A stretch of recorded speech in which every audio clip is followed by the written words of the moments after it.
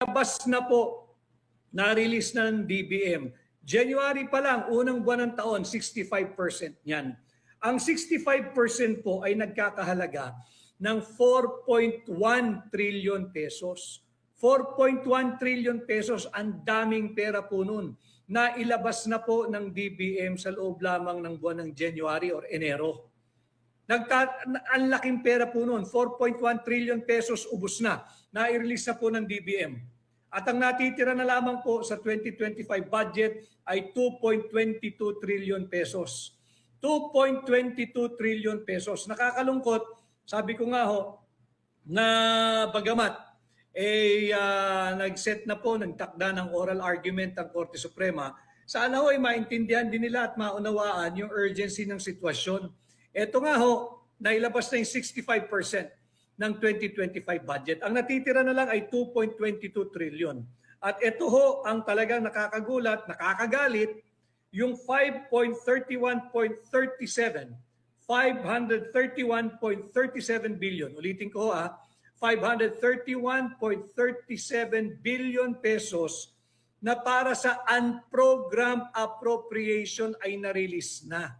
Unprogrammed appropriation, na-release na ho ng buwan ng Enero. Saan ka nakakita na yung unprogrammed appropriation ay naging priority? Ang unprogrammed appropriation po ay maisa sa katuparan lamang pag may sobrang koleksyon. O di kaya may sobrang pera, o di kaya nakautang ang gobyerno. Inuna po nila yung unprogrammed appropriation, prioridad nila yung unprogrammed appropriation. 531.37 billion pesos. Unprogrammed appropriation, ito po yung sinasabi nating pork barrel ng mga tiwaling mangbabatas. Diyan nila tinatago yung AKAP, yung ang kakapal ng aming pitaka, yung AIX. Diyan po nakatago yan, yung kanilang flood control programs, yung flood control funds, yung ginagamit po nila pang cat's eye, yung ginagamit nila pang rock netting, yung kung ano-ano pa pong kapritsyo at luho ng mga mambabatas. Dito po nakatago yan sa unprogrammed appropriation. Nakakapanghina dahil na-release na po ng DBM ang halagang 531.37 billion sa unprogrammed appropriation. Inuna pa yung unprogrammed appropriation. Alam mo ninyo yung unprogrammed appropriation, magagamit mo lamang ho yan pag may sobrang koleksyon ng gobyerno, pag may sobrang pera, pag may sobrang kita, o kaya pag may bagong utang. Ito, January pa lang, ng ngayong kasalukuyang taon na ilabas na. Pangalawa, yung budget po ng DPWH, yung Public Works, nag-release na po ang DBM ng 542.88 billion pesos sa Public Works. 542.88 billion pesos ang na-release na ng DBM sa DPWH.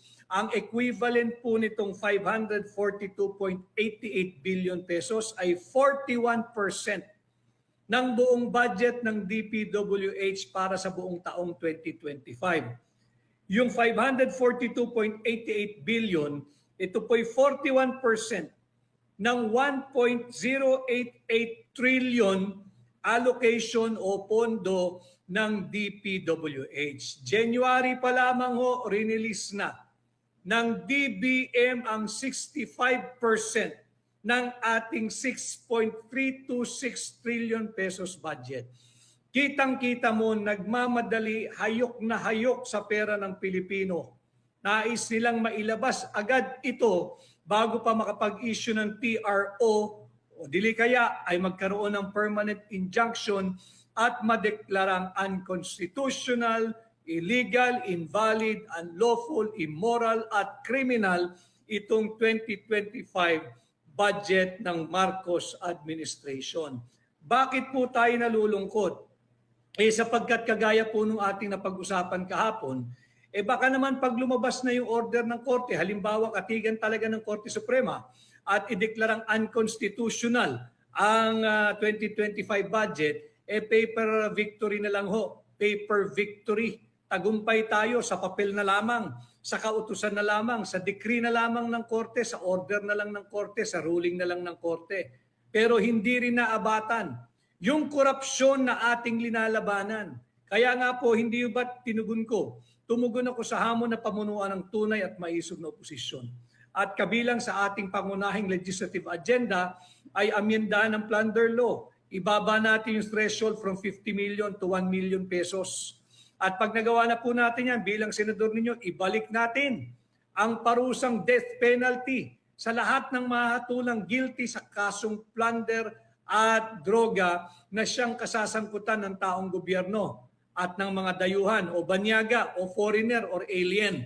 Yan po yung ating mga pangunahing legislative agenda. At of course, pag nagawa po natin yan, para naman umikot ang pera at sumigla ang ekonomiya, atin pong ipapanukala at ipapasa bilang senador ninyo yung standardization of wages.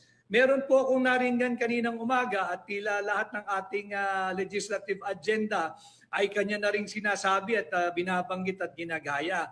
Alam mo ninyo, talagang kinakailangan natin ng suka para labanan ang tanso.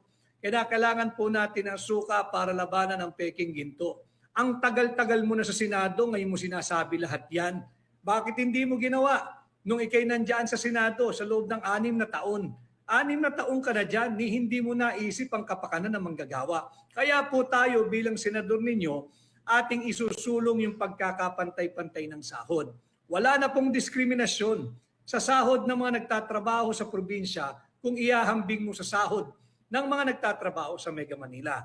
Ulitin ko, hindi po totoong mas mura ang buhay sa probinsya. Hindi po totoo ang kasabihang mas mura manirahan sa probinsya. Ano po ang ating prueba? Marami pong lugar sa labas ng Mega Manila na higit mahal ang singil sa kuryente. Marami pong lugar sa labas ng Mega Manila na higit na mahal ang presyo kada litro ng produktong petrolyo. At marami pong lugar sa labas ng Metro Manila, ng Mega Manila, na pareho lang po ang presyo ng isang pirasong manok na may isang pirasong kanin at may isang pirasong gravy sa Jollibee dito sa Mega Manila. Yun din ho ang presyo ng isang pirasong manok na may isang pirasong kanin at isang pirasong gravy sa mga probinsya.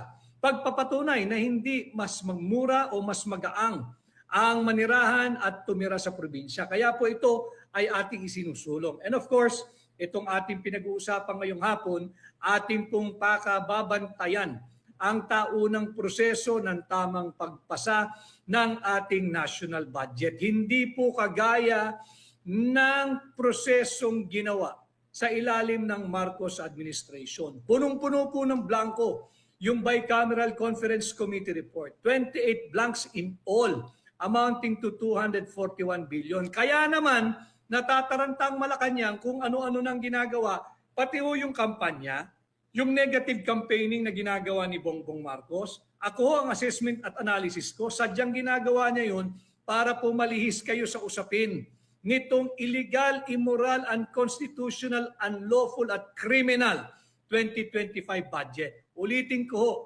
sa bagamat akin pong pinangungunahan at ako'y tumugon na pamunuan ng tunay at maisog na oposisyon, kinakailangan ko po ang tulong at suporta ninyo. Kinakailangan ko pong mag-ingay din kayo, iparinig ninyo ang inyong tinig at provide a good pressure to our friends there in the Supreme Court at maramdaman nila na higit na nakararaming Pilipino ang interesado dito sa usapin ng unconstitutional 2025 budget. Sapagkat habang ito po ay nakabinbin, 65% of the 2025 budget ay na-release na po ng DBM. Na-release na po nila, January pa lang, release na po yung 65% ng 2025 budget. Ang 65% po ay nagkakahalaga ng 4.1 trillion pesos. 4.1 trillion pesos. January pa lamang na i-release na ng DBM. Ang natitira na lamang ho ay 2.22 trillion pesos. Mauubos po ito. Ganito din ho ang naging sitwasyon doon sa PhilHealth last year, hindi ba? Nagsampa rin ng kaso dahil nga illegal at unconstitutional at isang krimen yung ginawang pagkamkam sa pera ng PhilHealth. Kinuha yung 60 billion at pinagtatangkaang pangkunin yung 39.9 billion pesos pera ng PhilHealth. Nag-issue ng TRO ang Korte Suprema bago po nagkaroon ng oral argument. Inaasahan sana namin mga petitioners at abogado na ganun din sa kasong ito sapagkat higit malaki po ang pera na nakataya dito. 6.326 trillion. Pera nating mga Pilipino. Sana naman ay makita rin ito ng ating mga kagalang-galang na maestrado, kagalang-galang na hukom sa Korte Suprema sapagkat linulustay na po ng Marcos administration ang pera ng sambayan ng Pilipino. Pera din po yan ng mga maestrado. Ano ang kahalagahan? Bakit tayo ngayon ay nagre-report sa inyo? Dahil sabi ko nga sa ating diretsyong pakikipag-ugnayan sa inyong lahat, totoo at tapat na impormasyon ang inyong makukuha. Importante po na mapigilan yung patuloy pang pagre-release ng DBM ng pera nating mga Pilipino sapagkat pag ito po'y nagkatuloy-tuloy, magiging paper victory na lamang po kung magdedeklarang unconstitutional ang Korte Suprema. Magiging pagpapayaman na lamang po sa jurisprudence natin ang magiging epekto kung masyadong late ang aksyon ng Korte Suprema. Yung kasabihan po natin mga Pilipino, aanhin mo pa ang damo kung patay na ang kabayo. Importante po kasi sapagkat banggitin ko sa inyo bakit mahalaga itong ating usaping budget. Ito po talaga ang usapin natin ngayong halalan. Huwag po kayong magpapadistract doon sa ginagawang sadya ng administrasyon ni Bongbong Marcos.